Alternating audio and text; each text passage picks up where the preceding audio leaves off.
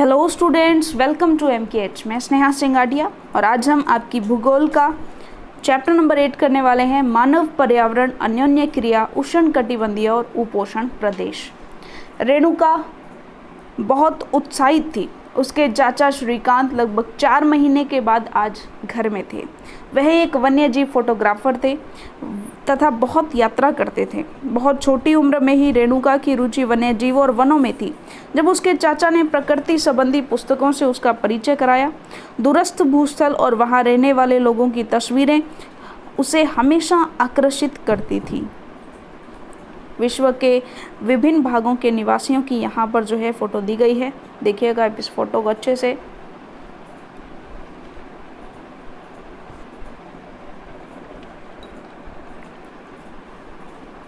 चलिए, रेणुका, इन तस्वीरों में तुम विश्व के विभिन्न भागों के लोगों को देख सकती हो। इनमें कुछ शुष्क रेगिस्तान से हैं, कुछ बर्फीले प्रदेशों से तथा कुछ गर्म नम वर्षा वनों से हैं। वे मुझसे कितना अलग दिखते हैं, रेणुका ने कहा। वे देखने में भले ही अलग हो, लेकिन उनके भोजन, कपड़ा, मकान जैसी जीवन की मूल आवश्यकताएं हमारे समान ही है, श्रीकांत चाचा ने कहा। उनके बच्चे भी शायद तुम्हारी तरह खेलते हैं, कभी झगड़ते हैं, फिर समझौता कर लेते हैं, गाते हैं, नाचते हैं, घरेलू कार्यों में अपने परिवार की मदद करते हैं। वे प्रकृति के करीब रहते हैं और जीवन की शुरुआत में ही प्रकृति की देखभाल करना सीख जाते हैं। वे मछली पकड़ना और वनों से सामग्री एकत्र करना सीख जाते हैं। अध्याय 8, 9 और 10 में आप विश्व के विभिन्न प्राकृतिक प्रदेशों के निवासियों के बारे में जानेंगे। सबसे पहले बात करते हैं अमेजन बेसिन में जीवन। देखिएगा, अमेजन बेसिन के विषय में जानने से पहले हम मानचित्र देखें। देखिए, सबसे पहले हमें ये तो पता होना चाहिए कि अमेजन बेसिन है कहाँ पर। तो देखिएगा, मैं थोड़ा सा आपको बता दूँ वर्ल्ड मैप के अकॉर्डिंग कि मान लीजिए ये हमारा पूरा का पूरा, चलिए देखते हैं फिर से, यहाँ अलग से एक बार चित्र बनाते हैं एक बड़ा सा।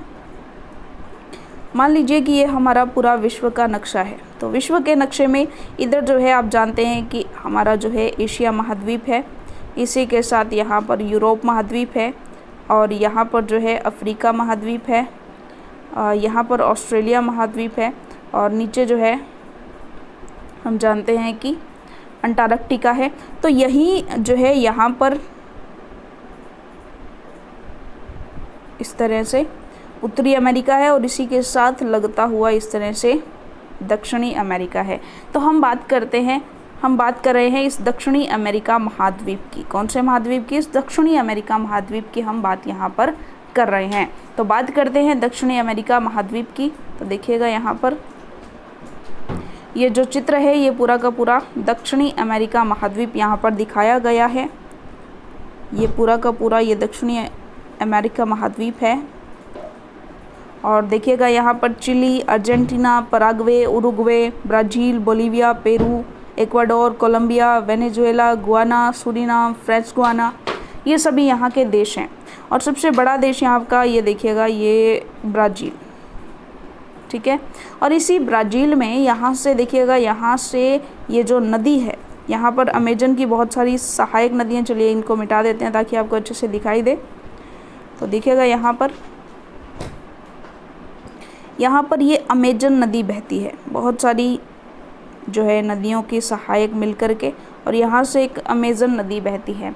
और नदी का जो अपवाह क्षेत्र होता है, जहाँ जिस क्षेत्र में नदी जो है कवर करती है, तो ये एक सारा क्षेत्र जो होता है वो उस नदी का बेसिन कहलाता है।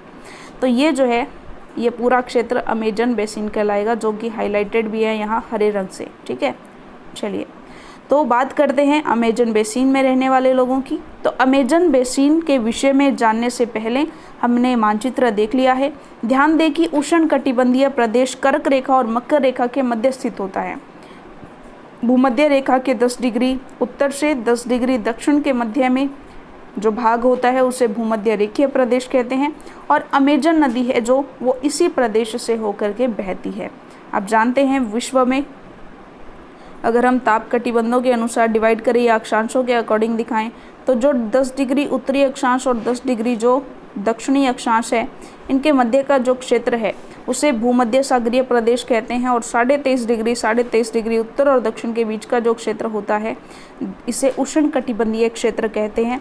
ये ऊपर जो है कर्क रेखा है हमारी, और ये नीचे वाली जो है वो मकर रेखा होती है। कौन से वाली? 23.5 डिग्री दक्षिण। ठीक है, चलिए, तो ये चीज़ आपको समझ में आ गई। अमेजन नदी इसी क्षेत्र से होकर बहती है। ध्यान देखिए, पश्चिम में पर्वतों से निकलकर पूर्व में अंध महासागर में कैसे पहुंचती है। जिस स्थान पर कोई नदी किसी अन्य जलराशि में मिलती है उसे नदी का मुहाना कहते हैं। अमेजन नदी में बहुत सारी सहायक नदियां मिलकर अमेजन बेसिन का निर्माण करती है। यह नदी बेसिन ब्राज़ील के भागों, पेरू के कुछ भागों, बोलीविया, इक्वाडोर, कोलंबिया, वेनेजुएला के छोटे भाग में अपवाहित होती हैं। क्या आप इस बेसिन में स्थित उन देशों के नाम बता सकते हैं जिनमें भूमध्य रेखा गुजरती है? तो देखिएगा, भूमध्य रेखा जो है वो 0 डिग्री होती है, तो हम देख लेते हैं ये वाली भूमध्य रेखा होगी। चलिए, तो ये इक्वाडोर से गुजर रही है, कोलंबिया जो है यहाँ तक है, तो कोलंबिया से भी गुजर रही है, और उसके बाद देखिएगा ये पूरा का पूरा ब्राज़ील में, सिर्फ 3 ही देशों से जा रही है, इक्वाडोर, कोलंबिया और ब्राज़ील। चलिए, बात करते हैं आगे जलवायु की। तो जैसा आप जानते हैं कि अमेजन बेसिन भूमध्य रेखा के आसपास फैला है। पूरे वर्ष यहाँ गर्म और नम जलवायु रहती है। यहाँ का मौसम दिन और रात के दोनों ही समय लगभग समान रूप से गर्म और आर्द्र होता है तथा शरीर में चिपचिपाहट महसूस होती है। इस प्रदेश में लगभग प्रतिदिन वर्षा होती है, और वह भी बिना किसी पूर्व चेतावनी के। दिन का तापमान उच्च और आर्द्रता अति उच्च होती है। रात के समय तापमान कम हो जाता है, लेकिन आर्द्रता जो है वो वैसी ही बनी रहती है। वर्षा वन की बात करें तो इन प्रदेशों में अत्यधिक वर्षा के कारण यहाँ की भूमि पर सघन वन पाए जाते हैं। वन इतने सघन होते हैं कि पत्तियों तथा शाखाओं से छत सी बन जाती है, जिसके कारण सूर्य का प्रकाश धरातल तक नहीं पहुंच पाता। यहाँ की भूमि प्रकाश रहित और नम बनी रहती है। यहाँ केवल वही वनस्पति पनप सकती है जिसमें छाया में बढ़ने की क्षमता हो। परजीवी पौधों के रूप में यहाँ ऑर्किड और ब्रोमीलॉइड पैदा होते हैं। वर्षा वन में प्राणी जात की प्रचुरता होती है। टुकन, गुंजन पक्षी, रंगीन पक्षित वाले पक्षी, भोजन के लिए बड़ी चोंच वाले विभिन्न प्रकार के पक्षी जो भारत में पाए जाने वाले सामान्य पक्षियों से भिन्न होते हैं, यहाँ पाए जाते हैं। प्राणियों में बंदर, स्लॉथ और चिंटी खाने वाले टैपीर भी यहाँ पर पाए जाते हैं। टैपीर देखिए, यहाँ पर टैपीर जो प्रजाति है, जो जीव है, वो यहाँ पर दिखाया गया है। सांप और सरीसृप की विभिन्न प्रजातियाँ भी इन वनों में पाई जाती है, मगर सांप, अजगर तथा एनाकोंडा और बोआ कुछ ऐसी ही प्रजातियाँ हैं। इनके अतिरिक्त हजारों कीड़ों मकोड़े भी इन बेसिन क्षेत्र में पाए जाते हैं। मांस खाने वाली पिरान्या, मत्स्य समेत मछलियों की विभिन्न प्रजातियां भी अमेजन नदी में पाई जाती हैं।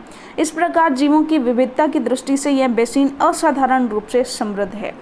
वर्षा वन के निवासियों की बात करें तो यहाँ के लोग छोटे से क्षेत्र में वन के कुछ वृक्षों को काटकर अपने भोजन के लिए फसल उगाते हैं। यहाँ के पुरुष शिकार करते हैं और नदी से मछली पकड़ते हैं, जबकि महिलाएं फसलों का ध्यान रखती हैं। वे मुख्यतः टैपियोका, अनानास और शकरकंद उगाते हैं, क्योंकि मछली या शिकार मिलना अनिश्चित होता है। ऐसे में महिलाएं ही अपनी उगाई साग सब्जियों से अपने परिवार का भरण पोषण करती हैं। वे कर्तन एवं दहन कृषि पद्धति का प्रयोग करते हैं। इनका मुख्य आहार मैनियोक है, जिसे कसावा भी कहते हैं। यह आलू की तरह जमीन के अंदर पैदा होता है। ये चींटियों की रानी एवं अंडकोश भी खाते हैं। कॉफ़ी, मक्का एवं कोको जैसी नकदी फसल भी यहाँ उगाई जाती है। वर्षा वन अत्यधिक मात्रा में घरों के लिए लकड़ी प्रदान करते हैं। कुछ परिवार मधुमक्खी के छत्ते के आकार वाले छप्पर के घरों में रहते हैं, जबकि कुछ लोग मलोका कहे जाने वाले बड़े अपार्टमेंट जैसे घरों में रहते हैं, जिनकी छत जो है वो तीव्र ढलान वाली होती है, क्योंकि पानी नहीं रुकना चाहिए। अमेजन बेसिन के लोगों का जीवन धीरे धीरे बदल रहा है। पुराने समय में वन के अंदर पहुंचने के लिए नदी मार्ग ही एकमात्र उपाय था। 1970 में ट्रांस अमेजन महामार्ग बनने से वर्षा वन के सभी भागों तक पहुंचना संभव हो गया है। अनेक स्थानों पर पहुंचने के लिए हवाई जहाज़ों और हेलीकॉप्टरों का उपयोग किया जाता है। इस प्रक्रिया के फलस्वरूप वहां की मूल आबादी को उस क्षेत्र से बाहर निकलकर नए क्षेत्र में बसना पड़ा, जहां वे अपने पौराणिक तरीके से खेती करते रहे हैं। विकास की गतिविधियों के कारण जैविक विविधता वाले वर्षावन धीरे धीरे नष्ट हो रहे हैं। ऐसा अनुमान है कि प्रतिवर्ष अमेजन बेसिन के वर्षावन का बड़ा भाग लुप्त होता जा रहा है। आप देख सकते हैं कि वर्षावन के लुप्त होने के व्यापक प्रभाव जो है वो होते हैं। वर्षा के कारण मिट्टी की ऊपरी परत बह जाती है एवं सघन वन बंजर भूमि में बदल जाते हैं। देखिए यहाँ पर वनों का क्रमिक विनाश यहाँ पर दिखाया गया है कि किस तरह से यहाँ पर जो है सबसे पहले पूरा भाग आच्छादित था वनों के लिए, लेकिन कृषि करने के लिए या बस्तियां बसाने के लिए किस तरह से वनों को काटा जा रहा है और फिर धीरे धीरे उन जो बस्तियां हैं वो बढ़ाई जा रही हैं, यानी जो वनों का क्षेत्र है उसे वो विलुप्त होता जा रहा है। चलिए बात करते हैं आगे। लेकिन यहाँ पर देखिए कटाव भी देखिएगा, यहाँ पर मिट्टी का कटाव जो है वो कम है, लेकिन यहाँ पर मिट्टी का कटाव सर्वाधिक यहाँ पर दिखाया गया है। एकदम से यहाँ पर जो है वो चढ़ाई दिखाई गई है। आगे बात करते हैं गंगा ब्रह्मपुत्र बेसिन में जीवन। गंगा एवं ब्रह्मपुत्र की सहायक नदियां मिलकर भारतीय उपमहाद्वीप में गंगा ब्रह्मपुत्र बेसिन का निर्माण करती हैं। यह बेसिन उपोष्ण में 10 डिग्री उत्तर से 30 डिग्री उत्तर अक्षांश के मध्य स्थित है। घाघरा, सोन, चंबल, गंडक, कोसी जैसी गंगा की सहायक नदियां एवं ब्रह्मपुत्र की सहायक नदियां इसमें अपवहित होती हैं। एटलस की सहायता से ब्रह्मपुत्र की कुछ सहायक नदियों के नाम ढूंढे, तो आप एटलस लेकर के और उन सहायक नदियों के नाम भी ढूंढ सकते हैं। गंगा एवं ब्रह्मपुत्र के मैदान पर्वत एवं हिमालय के गिरिपाद एवं सुंदरवन डेल्टा। देखिएगा यहाँ पर जो ब्रह्मपुत्र नदी है वो इस तरह से बांग्लादेश में जाती हैं और गंगा नदी जो है वो इस तरह से बांग्लादेश में जाती हैं और जाकर के यहाँ से जो है, और क्योंकि ये यहाँ पर 2 हिस्सों में बढ़ जाती है। और यहाँ पर देखिएगा ये जो पूरा क्षेत्र है ये सुंदरवन डेल्टा का क्षेत्र है। चलिए बात करते हैं आगे। इस बेसिन की मुख्य विशेषताएं हैं मैदानी भागों में अधिक चाप झील पाई जाती मैदानी भागों में अनेक चाप झील पाई जाती हैं। यहाँ की जलवायु मुख्यतः मानसूनी है। मानसून के मध्य जून से मध्य सितंबर के बीच वर्षा होती है। ग्रीष्म ऋतु में गर्मी और शीत ऋतु में ठंड होती है। लेकिन अगर हम भूमध्य सागरीय क्षेत्र की बात करें तो वहाँ पर स्पष्ट ऋतु जो है उसका अभाव पाया जाता है। स्पष्ट गर्मी और स्पष्ट सर्दी वहाँ पर नहीं पाई जाती है, जबकि यहाँ पर स्पष्ट ग्रीष्म ऋतु में जो है गर्मी पड़ती है और शीत ऋतु भी आती है जहाँ पर ठंड होती है। आगे बात करते हैं। बेसिन क्षेत्र में विभिन्न प्रकार की स्थलाकृति है। जनसंख्या के वितरण में पर्यावरण की प्रमुख भूमिका होती है। तीव्र ढाल वाले पर्वतीय क्षेत्र बसने के लिए प्रतिकूल है, अतः गंगा ब्रह्मपुत्र बेसिन के पर्वतीय क्षेत्र में कम लोग रहते हैं। मानव प्रवास के लिए मैदानी क्षेत्र सबसे उपयुक्त है, अतः यहाँ जनसंख्या घनत्व अधिक है। यहाँ की मिट्टी उपजाऊ है। जिन स्थानों पर फसल उगाने के लिए समतल भूमि उपलब्ध है वहाँ के लोगों का मुख्य व्यवसाय कृषि है। धान यहाँ की मुख्य फसल है। चूँकि धान की खेती के लिए पर्याप्त जल की आवश्यकता होती है और यह उसी क्षेत्र में उगाया जाता है जहाँ अधिक वर्षा होती है। यहाँ उगाई जाने वाली अन्य फसलें गेहूं, मक्का, ज्वार, चना, बाजरा है। गन्ना और जूट जैसी नकदी फसलें भी उगाई जाती हैं। मैदान के कुछ क्षेत्रों में केले के बागान भी देखे जाते हैं। पश्चिम बंगाल और असम में चाय के बागान भी मिलते हैं। बिहार और असम के कुछ भागों में सिल्क के कीड़ों का संवर्धन कर सिल्क का उत्पादन किया जाता है। मंद ढलान वाले पर्वतों और पहाड़ियों पर वेदिकाओं में फसलें उगाई जाती हैं। विभिन्न भू आकृतियों के अनुसार वनस्पति में भी विभिन्नता पाई जाती है। गंगा ब्रह्मपुत्र के मैदानों में सांगवान, सांखू और पीपल के साथ उष्णकटिबंधीय पर्णपाती पेड़ भी पाए जाते हैं। ब्रह्मपुत्र के मैदानी क्षेत्रों में घने बांस के घने झुरमुट पाए जाते हैं। डेल्टा क्षेत्र मैंग्रोव वन से घिरा है। उत्तराखंड, सिक्किम एवं अरुणाचल प्रदेश की ठंडी जलवायु एवं तीव्र ढाल वाले भागों में चीड़, देवदार एवं फर जैसे शंकुधारी पेड़ पाए जाते हैं। चलिए बात करते हैं आगे। बेसिन में विविध प्रकार के वन्य जीव पाए जाते हैं। इनमें हाथी, बाघ, हिरण और बंदर आदि सामान्य रूप से पाए जाने वाले जीव हैं। एक सींग वाला गैंडा ब्रह्मपुत्र के मैदानों में पाया जाता है। डेल्टा क्षेत्र में बंगाल टाइगर, मगर और घड़ियाल पाए जाते हैं। नदी के साफ जल, झील एवं बंगाल के खाड़ी में प्रचुर मात्रा में जलीय जीव पाए जाते हैं। रोहू, कतला एवं हिल्सा मछलियों की सबसे लोकप्रिय प्रजाति है। मछली और चावल इस क्षेत्र में रहने वाले लोगों का मुख्य आहार है। झील जीविका का एक साधन। एक केस अध्ययन है। विनोद एक मछुआरा है जो बिहार के मतवाली मौन गांव में रहता है। आज वह एक प्रसन्न व्यक्ति है। मछलियों की विभिन्न प्रजातियों को पालने के लिए उसने अपने साथी मछुआरों रविंद्र, किशोर, राजीव और अन्य के साथ मोन या चाप झील को साफ किया। झील में उगने वाले स्थानीय खरपतवार मछलियों का भोजन बनते हैं। झील के आसपास की भूमि उपजाऊ है। इस जमीन पर धान, मक्का और दलहन जैसी फसलें बोता है। खेत की जुआई के लिए भैंसे का उपयोग करता है और वहाँ के लोग बहुत संतुष्ट हैं। नदी में पकड़ने, खाने, बेचने के लिए काफ़ी मछलियाँ हैं, जिन्हें पकड़कर वो पास के शहरों में भी बेचता है। यह समुदाय प्रकृति के साथ समरसता बनाकर रहता है। तब तक पास के शहरों का प्रदूषण इस झील तक नहीं पहुँचता, तब तक मत्स्य पालन को कोई खतरा नहीं है। चलिए आगे बात करते हैं। गंगा ब्रह्मपुत्र के मैदानों में कई बड़े शहर और कस्बे स्थित हैं। इलाहाबाद, कानपुर, वाराणसी, लखनऊ, पटना एवं कोलकाता जैसे 10 लाख से अधिक आबादी वाले शहर गंगा नदी के तट पर ही स्थित हैं। इन शहरों तथा अन्य यहाँ स्थित उद्योगों का गंदा पानी बहकर नदी में ही जाता है, जिससे नदी प्रदूषित होती है। बेसिन में यातायात का सुविकसित तंत्र उपस्थित है। आप देख सकते हैं कि गंगा ब्रह्मपुत्र बेसिन में यातायात के 4 मार्ग सुविकसित हैं।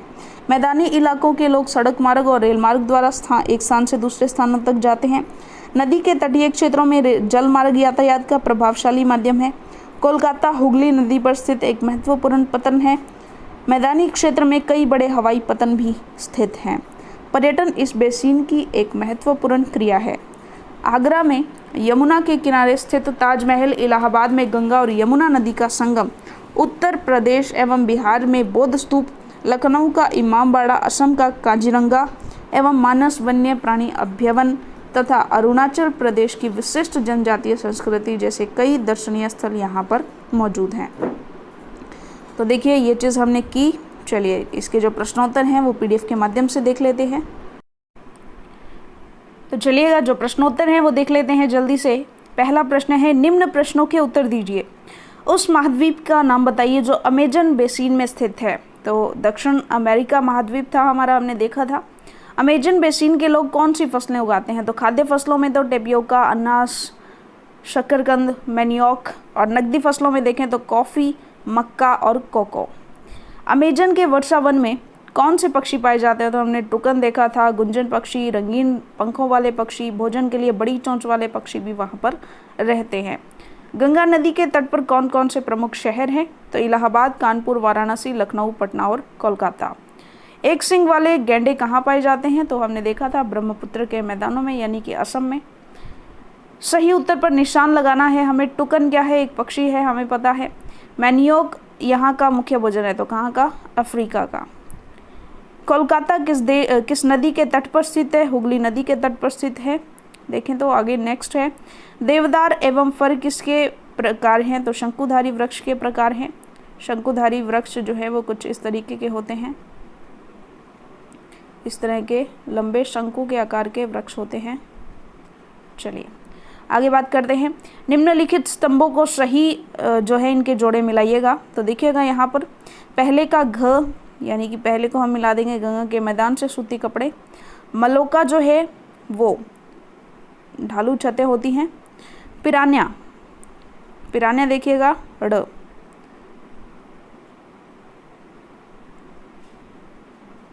पिरान्या मत्स्य। रेशम कीट जो है वो रेशम कीट पालन। और काजीरंगा असम में। चलिए तो ये भी हमने मिलान कर दिया है। आगे बताइए, कारण बताइए कि वर्षा वन लुप्त हो रहे हैं। देखिए विकास की गतिविधियों हेतु वृक्षों की अंधाधुंध कटाई हो रही है, जिससे वर्षा वन जो है वो लुप्त हो रहे हैं। गंगा ब्रह्मपुत्र के मैदानों में धान की कृषि होती है, तो ये भी हमने पढ़ा था कि वहाँ पर पर्याप्त जल की आवश्यकता होती है धान की कृषि के लिए। तो इस क्षेत्र में पर्याप्त मात्रा में वर्षा होती है। यहाँ पर नदियों का घना जाल है, जहाँ से धान के लिए सिंचाई हेतु पर्याप्त मात्रा में जल उपलब्ध हो जाता है, इसलिए यहाँ पर धान की कृषि की जाती है।